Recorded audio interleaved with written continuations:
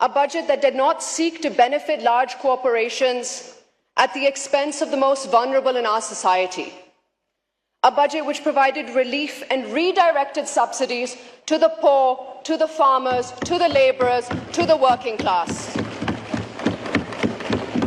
a budget that did not wish to make the rich richer and the poor poorer, a budget which sought to lessen the gap of wealth inequality. I ask you, Mr. Speaker, the budget is sitting before you. Do you think that these objectives have been raised in this budget? Do you think this is the budget that the people of Pakistan deserve? The people of Pakistan deserve better, Mr. Speaker, and we must work together to do better for our citizens.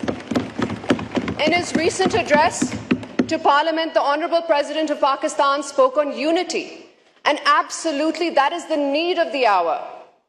At a time when divisive politics threatens to harm our nation, at a time when people are polarized in their ideals, beliefs and in actions, when differences are weaponized and disagreements settled with violence, it is imperative that we as elected members of this House rise above.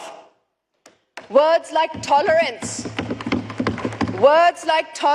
acceptance must not be limited to speeches alone.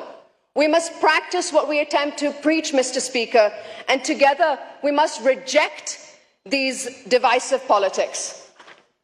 We must instead come together for the people and base our policies on their needs.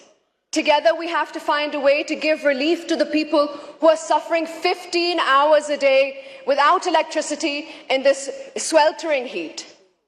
Garmi ki shiddat mein 15 se 20 ghante ke load shedding azab hai, Mr. Speaker.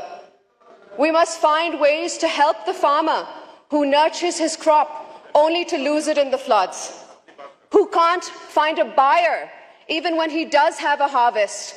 हमें किसान को मजबूत करना होगा, Mr. Speaker. हमें उस किसान को सहारा देना होगा जिससे कभी सैलाब का सामना है, कभी तूफान का और कभी गंदम इंपोर्ट करने गलत फैसले का. We must find ways to help the blue-collar workers who have no job security. We must find ways to develop our human capital. We must find ways to provide relief directly to the poorest of the poor of this country. Only then, Mr. Speaker, will we be doing justice to the work for which we have been elected for.